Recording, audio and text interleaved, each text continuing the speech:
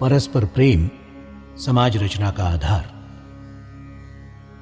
हमारे यहां नीति शास्त्र में ऐसा वर्णित है कि एक समय राज्य नहीं रहेगा, राजा नहीं रहेगा, राज्य सत्ता नहीं रहेगी, दंड विधान नहीं रहेगा, कोई पापी ही नहीं रहेगा, इसलिए किसी को दंड देने की आवश्यकता ही नहीं रहेगी।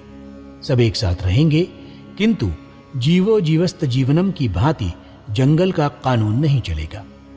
पर यह किस आधार पर हो सकेगा?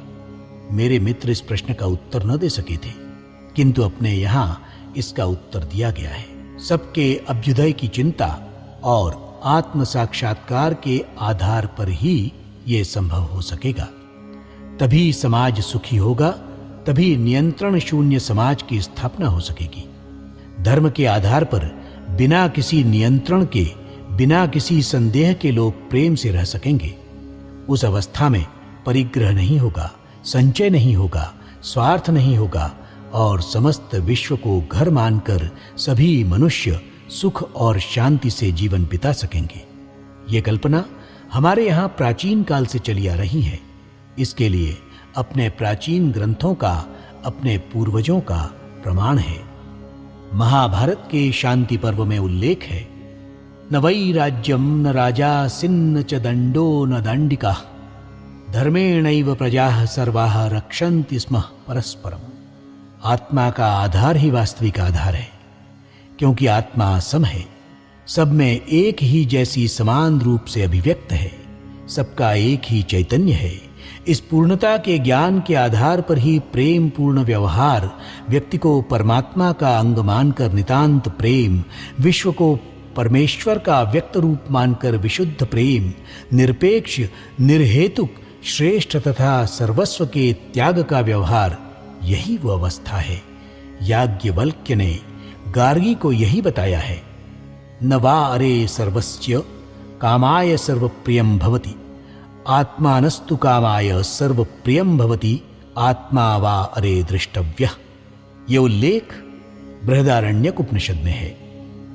प्रेम के कारण सारा समाज एक दिखाई देता है, चिरंतन तत्व है, इसलिए स्नेहास्पद है, परम प्रेमास्पद है।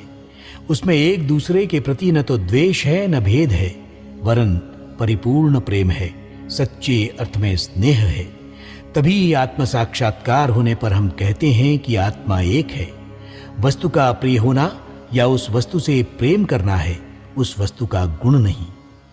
गुण तो अपने और उसके चैतन्य के एक होने के ज्ञान का है। ये अनुभव की बात है।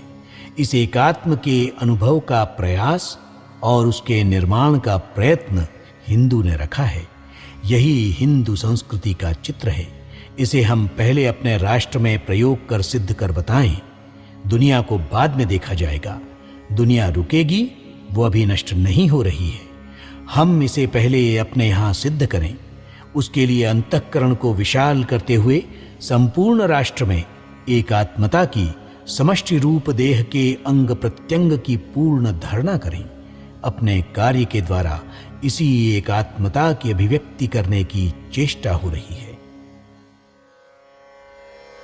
स्नेह समता बंधुता का भाव जन मन में जगा। प्रांत भाषा पंथ की गत काली माँ को दे भागा।